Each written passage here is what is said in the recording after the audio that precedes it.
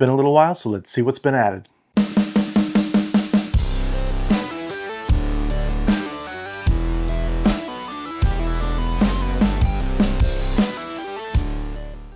What's up, Brew Crew? Welcome back to Beer City Board Games. I'm Clay, and today we're back with another What's New, where we take a look at the newest games added to Board Game Geek over the last week.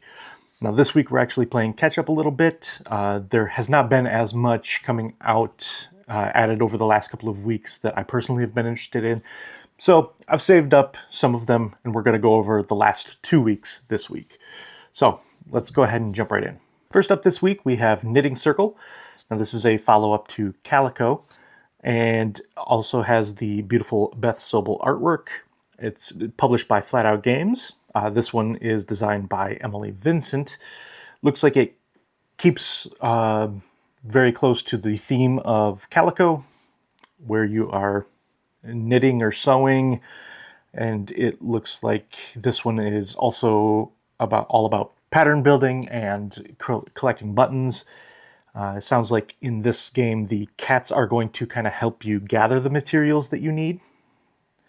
So I'm very interested to see if this one is as difficult as Calico.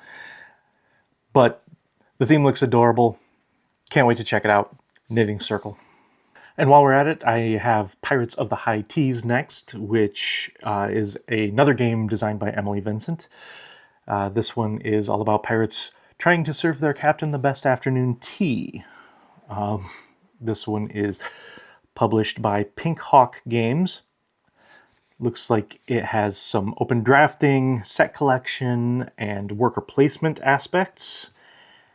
Other than that, I don't know too much about it, but it sounds interesting. It's a very quirky theme, and I think definitely one I'll at least take a look at. And then we have one of the bigger announcements of the last couple of weeks, the Expeditions expansion, Gears of Corruption. It looks like this one adds more mechs, new mech mats, which are dual layered, which is fantastic. Some new map tokens that you will place out on the map of hex tiles that when you flip them over, it will give you some kind of bonus, adding a little bit more value to those map tiles. And new hero workers, which can be used as any type of worker. Also looks like it's adding some silk-screened corruption tokens, which is fantastic. And it looks like it's also adding an Automa solo mode, which I know a lot of people really enjoy the Stonemaier Automas. So if you liked Expeditions, I think this is going to be... It's looking like a fantastic expansion. I'm actually pretty excited for this one. I can't wait to pick this one up. I really liked Expeditions to begin with. Looks like this adds some more content and just some kind of quality of life enhancements also. So really, really excited for Gears of Corruption. And next we've got Rivals of Rock. This one's coming out from Academy Games, which seems like kind of a slight departure. Academy Games is very well known for their more historic war-themed games, I suppose. This one looks like it's a battle, but it's a battle of the bands. And this one is designed by Candace Harris, who hosts the Board Game Geek podcast. Now, first of all, I love this theme as a former musician in a past life. I love this idea of trying to put together a great show at a battle of the bands. Sounds like this is using worker placement with different types of workers that will be better at various tasks. Sounds really cool. Love the theme, and I tend to like a lot of stuff from Academy Games, so can't wait to check it out. Rivals of Rock. And here we have Thingstead. This is a 2-player only game from Scott Olms and Salt and Pepper Games. Sounds like this is sort of Viking politics, but it sounds like it's done in a very quick, compact way. Sounds like you will have a hand of cards. You're going to play a card and then draw a card. And you can choose to play your card either to the Thingstead to influence the elders who will be deciding the next chieftain, or you can play them to the clan in order to kind of influence and gain more followers or prestige or glory or however it is that they're keeping track of that. But sounds great. Scott Holmes has designed several games that I've been a really big fan of. He makes a lot of wonderful, especially kind of compact, small box games. He tends to kind of really be very good at reducing a game down to just the necessities. So really excited for that. Thingstead. Up next we have Emerald Skulls. Now this is coming out from Thunderworks Games and is part of their role player universe. This one is a push your luck dice game where it sounds like you will be kind of gambling on the outcomes of dice. So one player will be rolling and the other players will kind of be gambling on the outcome from what I understand. Now I love push your luck dice games. We have had a ton of fun playing Can't Stop. I was just recently introduced to Mlem from Reiner Knizia that I thought was a very cute, very fun, and kind of quirky game. This one, it sounds like there's a little bit more to this one than those other two games, and I'm kind of curious to see how that works.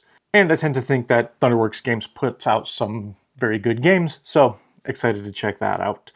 Emerald Skulls. And then we've got another two-player only game, this one coming out from Osprey Games. This is Katmai, The Bears of Brooks River. This looks like it's all about trying to claim the best spot on the river in order to catch the most salmon. Basically, players are playing as brown bears trying to fatten up for the winter. I really like this theme. I think this is pretty cool. It's not one that I've seen before. We've seen plenty of nature-themed games. I like that this one's kind of focusing in a little bit closer on not just, building up nature, but this one is specifically you are a particular species trying to do that thing that that species needs to do to survive. That's not something that I've seen too often. So I think this is really cool. I can't wait to see how it plays.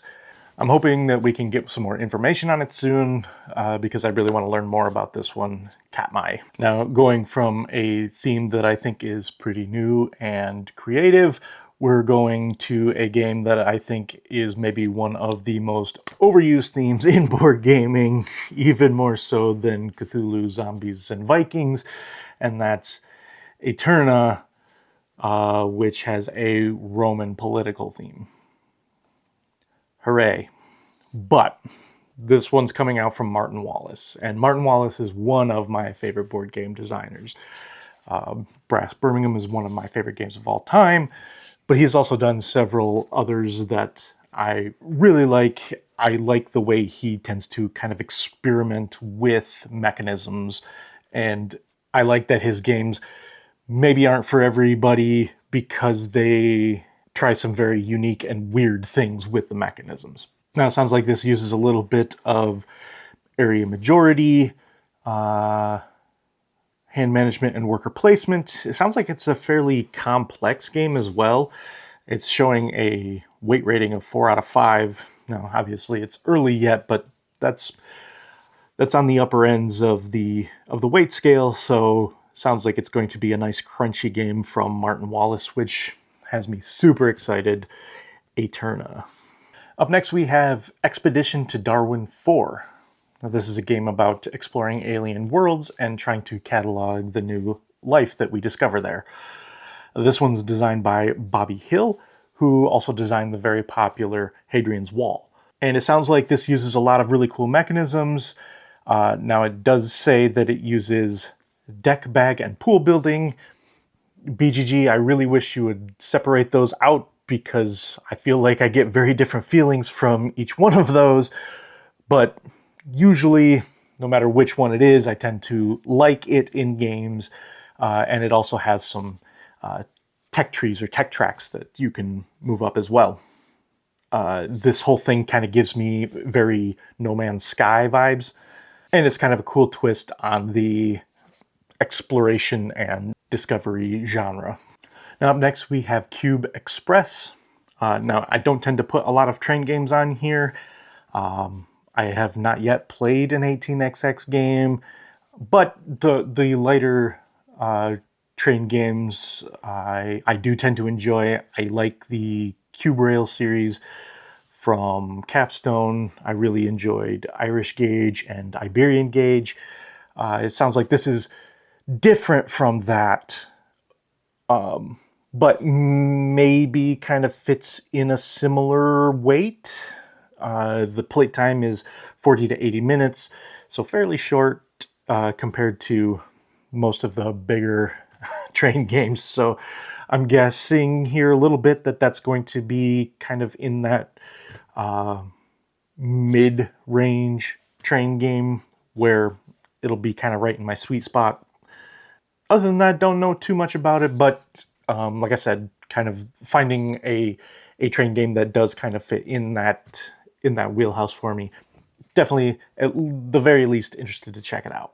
And here we have the Cats of Ulthar, which is based on a Lovecraft story by the same name, which is all about cats getting revenge, which I love the idea of this. Like, the theme sounds cool. That's really kind of what drew me in here to begin with. Because honestly, outside of that, we don't know too much about it. We know there's some elements of pushing your luck and set collection.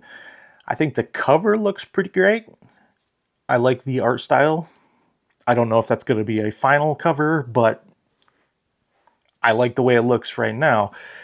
Very short playtime here, 10 to 18 minutes, so we're talking kind of in that filler realm. But I can't wait to see how they kind of implement the theme and the story into this game and how you can use your cats to more or less kind of manipulate things as you're playing. Sounds really cool. Cats of Ulthar. And the last game that I'm going to talk about today is The Giant Menace. Well, this one is a cooperative campaign style game. As I've said before, I have kind of cooled on the cooperative campaign games lately, but this one looks like it adds some pretty cool things.